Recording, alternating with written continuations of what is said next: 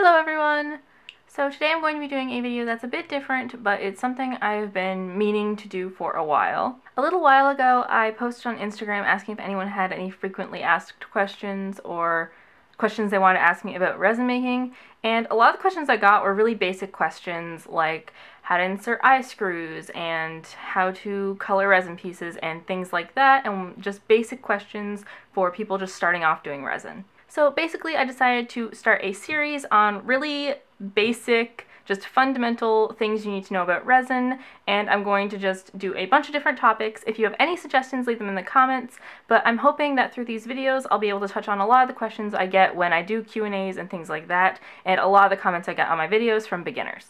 So as you can probably guess from this business going on here, today I'm going to be doing a video on different ways to color resin. I want to start off and just say this is just the ways I color resin, and I know there are a lot of other tools that you can use to color resin. This list is not at all exhaustive, but these are just ones I've experimented with and the experiences I've had with them. So I really hope this video is helpful, and I hope that you maybe learn something even if you aren't new to resin, so I'm just going to go ahead and get started.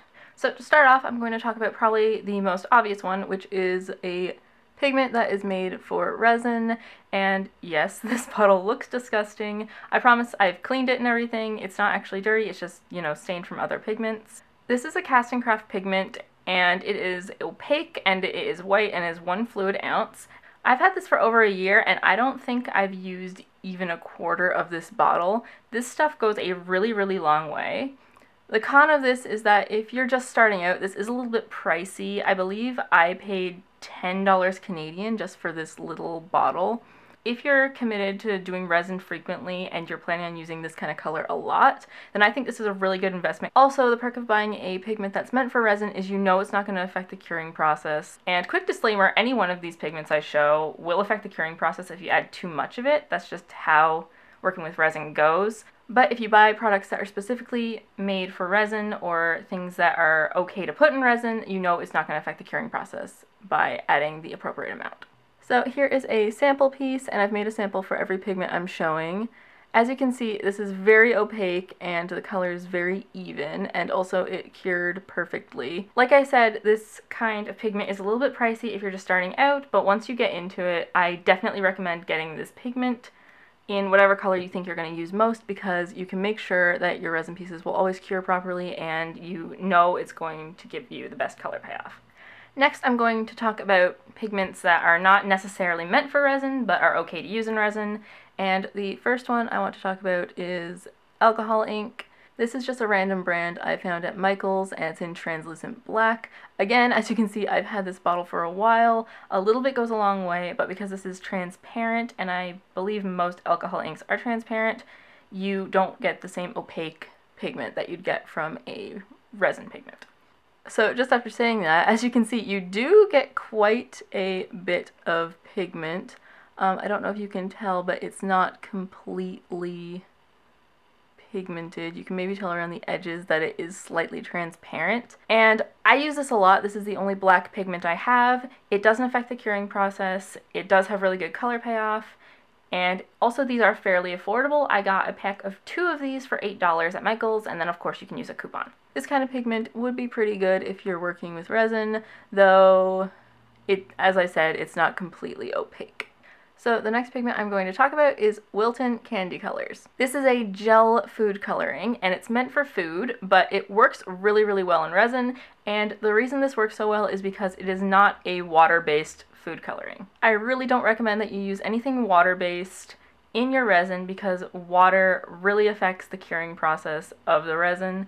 When you use something water-based in resin, even if it is in small amounts, you do run the risk of your piece not curing properly. I'm going to talk about that a little bit more at the end, but this kind of pigment, which I'm going to show you, is not water-based and works fine in resin. I use this a lot in 10-minute resin.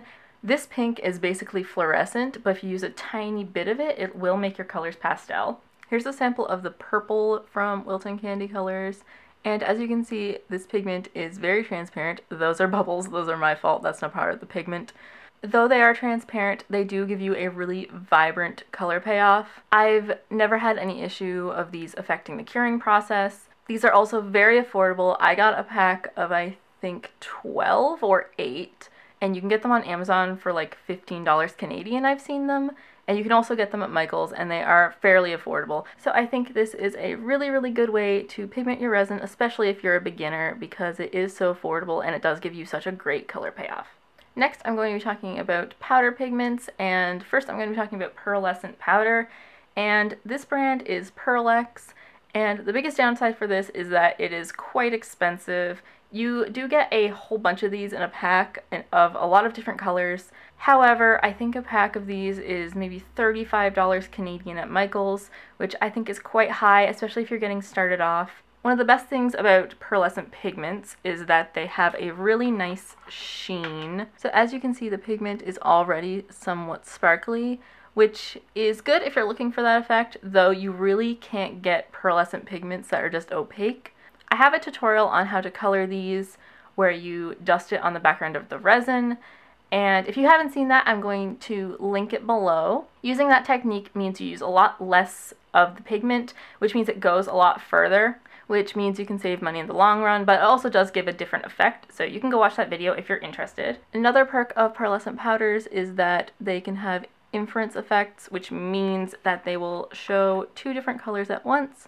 So I don't know if you can tell on camera, but this is a white pigment that also is duotoned with pink. You can kind of tell it around the rim. And that is another effect that is kind of difficult to get with any other kind of pigment.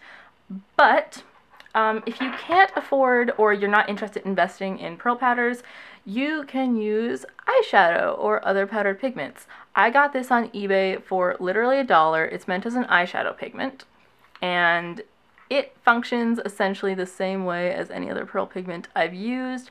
As you can see, it's shimmery and pretty.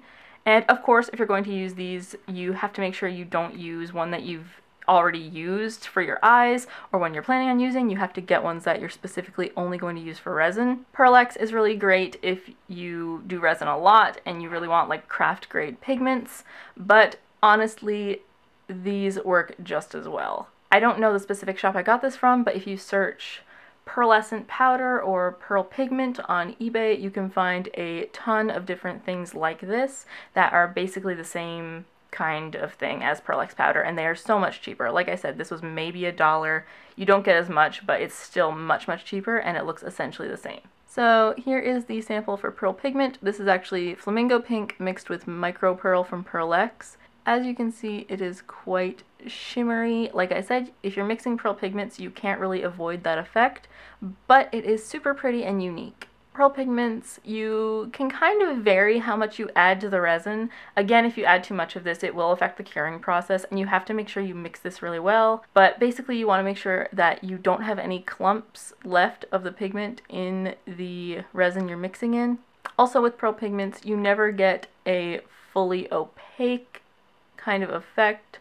It will always be somewhat transparent because you are using a powder. You can use more pigment to make it more opaque, but that can affect the curing process, as I've said. But overall, this is a really great way to pigment your resin. And it also adds glitter, which if you're planning on doing that anyway, is a great plus. Next, I'm going to be talking about a pigment I've seen next to nothing about in the crafting community, but I think is really awesome, and that is flocking powder. And flocking powder is basically something that's normally used in embossing, but it basically are these tiny little fibers that are kind of like little hair, and these are actually really great to use in resin. Though they do give a different effect, they do make a really nice translucent effect. One of the perks of this is that it's quite hard to mess up the curing process with these because it's a solid object you're putting in the resin and not a liquid, so it doesn't affect the curing process as much. If you add too much of this, it will make the resin quite lumpy, but overall, it's really, really good to use in resin.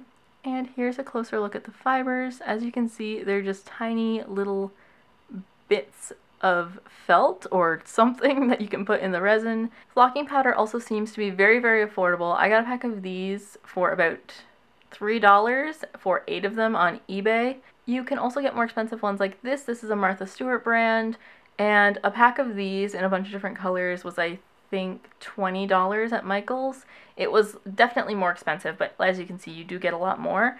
And these actually come with glitter already inside, and if you're looking to skip a step, that's great. One con I will say about flocking powder is that they do come out translucent, and also a little bit of them doesn't go as long of a way as other pigments. You know, if you're just getting started and you're not willing to like commit a lot of money to pigmenting your resin, like I said, these are great. But also, if you're making huge batches of resin, this probably isn't the most effective way to pigment your resin. Here's the sample for flocking powder, and as you can see, it is very translucent, and also it gives kind of a fuzzy effect. It's very unique, and it does give a really interesting effect, but as you can see, it is also very transparent. The last pigment I'm going to talk about that I'm going to recommend is glitter. And I know this is kind of basic, but if you're looking to make your resin pieces really, really sparkly, you don't necessarily have to buy pigment. You can use glitter. With glitter, you can pretty much only get one effect, and that is super sparkly. But if you want to make your pieces sparkly, then honestly, you could just use this as a pigment. The pros of this is, if, like I said, if you're planning on making sparkly resin pieces, you're probably going to have to go out and buy this anyway. It's less likely to affect the curing process because it is a solid. If you do add too much of it, it will make the resin goopy and harder to pour and probably develop more bubbles, which is a con. And also, in order to get a really opaque effect with this, you're going to have to use a lot of glitter, which can be pricey depending on what you're using. Here is the sample for glitter, and I used a ton of glitter in this, which is why it's so opaque, but as you can see, even around the edges, it's still quite transparent. Like I said, if you're planning on making your pieces sparkly, this is a really good option. You can just honestly just skip pigments altogether and just do this for your backgrounds. It's really good for beginners, since most beginners probably go out and buy glitter anyway. So that's it for the pigments that I would recommend and that I use regularly. I know there's a lot of other pigments that you can use, and those are just ones I haven't used personally. I know a lot of people use oil paint or chalk pastels. I haven't tried those, so I can't give my opinion. If you'd like me to try those and make a video about it, just let me know. But I'm also going to go over 2 different pigments that I know people use that I personally wouldn't recommend, but I'm also going to just talk about them anyway. So I couldn't do this video without talking about something I really don't like, but I know a lot of people use, which is acrylic paint. I know a lot of people use this, and it works well for them, so if you want to do it, go ahead. I'm not telling you that you shouldn't or can't use the things I'm going to talk about here. I'm just saying why they might not work best and what issues they might present. So I know a lot of people, especially beginners, use acrylic paint in their resin pieces, and they can turn out totally fine, and they look great. I personally don't like using acrylic paint because it is water-based. And like I said before, that means that it will affect the curing process of your resin. Even if your resin piece does cure 100% and it's completely hard, because this is water-based, you are running the risk of your piece turning out sticky or bendy or otherwise not as hard as it should be curing. Another con with this is that it does dry out, and the problem with your pigment drying out is that in the bottle, even if it is properly sealed, it can begin to dry, and then those pieces of paint that have dried may end up in your resin pieces and cause like little imperfections or white pieces in your piece. So for the sake of talking about it in this video, I went ahead and used both pigments in the same color to make a comparison. This is acrylic paint, and this is the Cast and Craft pigment. The piece that I made with acrylic paint actually cured perfectly. I didn't have any issues. I only used a small amount, and it still has the exact same opacity as the Cast and Craft one. However, for me personally, my piece with white paint didn't come out as clean as the other one. Here's the Cast and Craft sample, and here's the piece with acrylic paint, which, as you can see, has tiny white flecks on the surface where the paint didn't fully mix into the resin and ended up just floating to the top and leaving small imperfections in the piece. So basically the reason I want to talk about this is if you want to use white paint, go ahead, just be careful how much you put in there, and I personally wouldn't recommend it, but like I said, I've seen a lot of artists and crafters use this in their resin, and it turns out completely fine.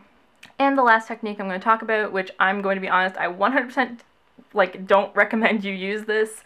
I have never had a good experience with this kind of pigment, and that is nail polish. I know some crafters use nail polish because it, it already has glitter, it already has pearlescent pigment, and it seems like a really good alternative, but the problem with nail polish is that it yellows. Like this. This is a piece that was made with Cast and Craft pigments, and then I added nail polish to dome it glittery, and as you can see, my piece has completely yellowed. I don't know why this happens, I just know that a lot of people have had experiences where their pieces yellow over time when using nail polish. So honestly, it's much better to just, if you're gonna start off buying something cheap, just go to a dollar store, buy some eyeshadow, and scrape the pigment out of that and turn that into a powder rather than buying a nail polish, just because it is more than likely going to yellow like this and ruin your piece. And if you're already starting out, then it's only going to be more discouraging when your piece gets ruined based on what pigment you use. So that is it for my video on how to color resin pieces. Thank you so much for watching. If you have any questions at all about any of the pigments I've shown in this video, just leave them in the comments below. Or if you have any requests for pigments you'd like me to try and tell you what I think about them and kind of review them, then also leave those below and I'll get back to anyone as soon as possible. Also, if you have any suggestions on more beginner resin videos I should do, again, just let me know and I'd be more than happy to make them. I hope anyone that is just starting out using resin who's watching this video maybe learned something, and I also hope that anyone who's experienced with resin maybe learned something or got some ideas from this video. So, as always, thank you so much for watching. Bye!